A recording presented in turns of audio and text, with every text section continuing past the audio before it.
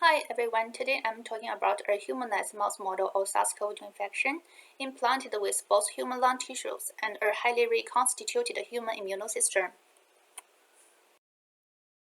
Despite the advent of safe and effective vaccines against SARS CoV-2, multiple new variants are circulating globally.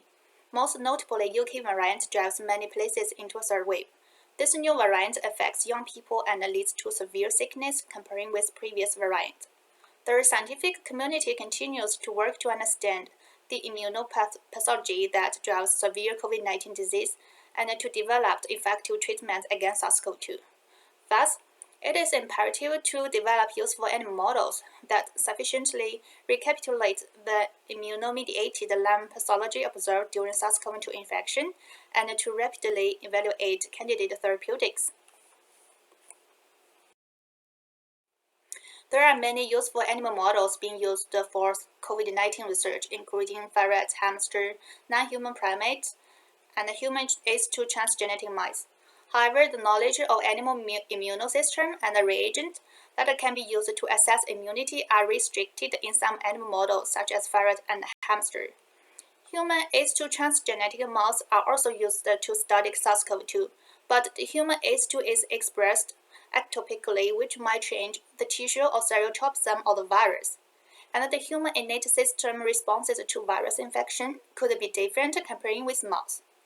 Our lab previously developed a humanized mouse model that contains a highly complete and functional immune system that has been useful for HIV research. We produced a modification of this mouse model for SARS-CoV-2 research to evaluate therapeutics and evaluate pathogenesis of circulating strains, including emerging variants, in the context of real human lung tissues and human immune response. To construct BOT lung mice, a piece of human thymus and a liver implanted under the kidney capsule on the mice, two pieces of autologous human lung implanted subcutaneous on upper and lower back of the mice, as indicated in the picture, and also inject autologous liver-derived stem cells within 2 hours of surgery. Then we wait for 12 weeks to assess human immune reconstitution in the blood and the lung organoid in the mouse.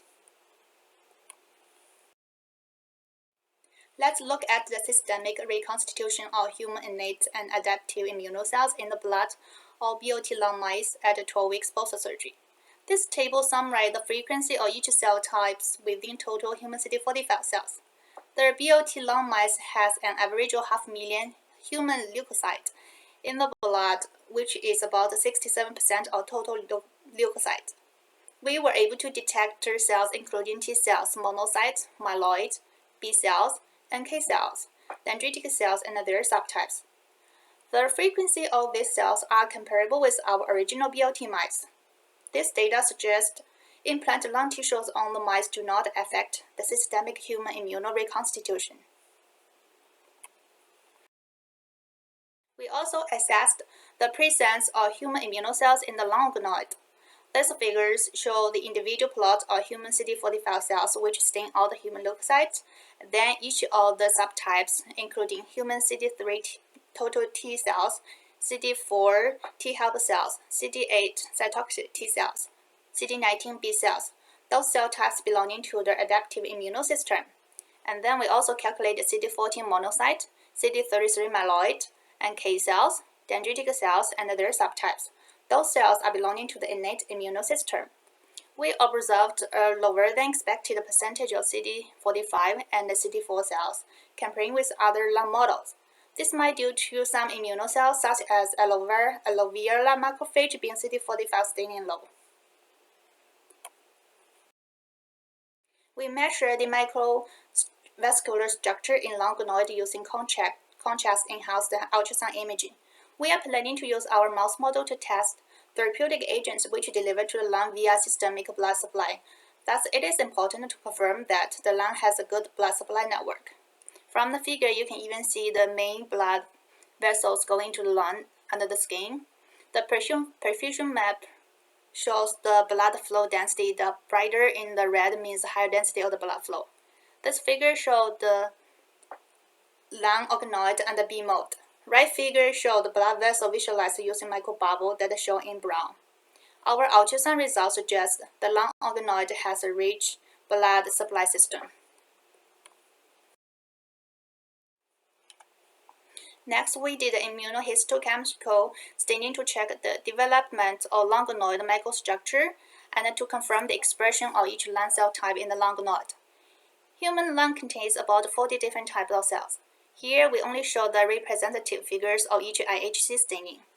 First, let's look at H and E staining. We were able to identify ciliated epithelial cells, cartilage, alveolar structure, associated blood vessels, and also type 1 and type 2 monocyte.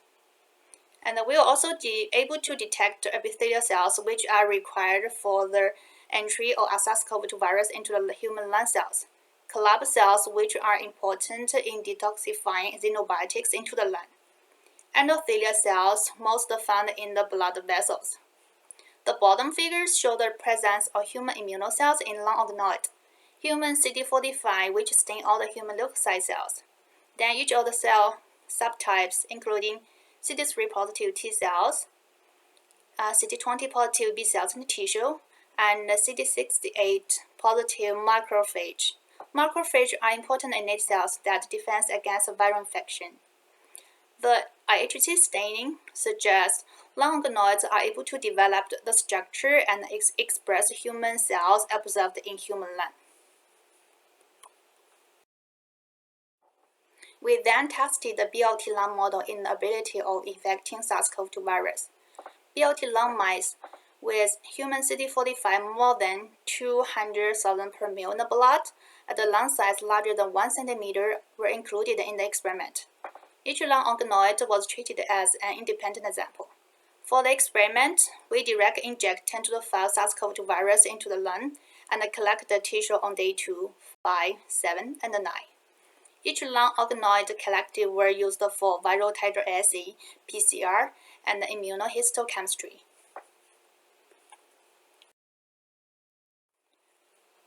We found the live virus can be detected in the lung on day 2, day 5, day 7, and quickly cleared from lung tissue on day 9. Overall, BLT lung mice infection rate is around 70%. For IHT staining, we observed infiltration of lymphocytes and haline membrane formation on day 2, and breaking down the epithelium, detach of the cilia were also found on day 5, histology. We also detected strong positive staining of SARS-CoV-2 virus in the lung organoid on day 2, and the staining was gradually absorbed on day 5. Our results suggest TKO BLT mice can be modified to support the implantation of 2 autologous human lung organoids. The lung organoids are very well vascularized and then contain both hematopoietic and non-hematopoietic cells and the structures expected in the human lung. The TKO BLT lung mouse model of SARS-CoV-2 infection allows evaluation of immunomediated lung pathology and the evaluation of therapeutic candidates in the context of originally human lung tissues and the functional human immune system. Thank you to everyone helped with this project. This is a picture of our lab. Sora, PhD student, also our important surgical member. This is me. Carrie, she's our boss. Maddie, our master student. Bridget Gray also helped with our surgery. Una, Steve helped with ultrasound imaging. Jocelyn and Daryl in video help with SARS-CoV-2 virus infection experiment. The funding agency for this project is CIHR. Thank you for listening. I would be happy to answer your questions.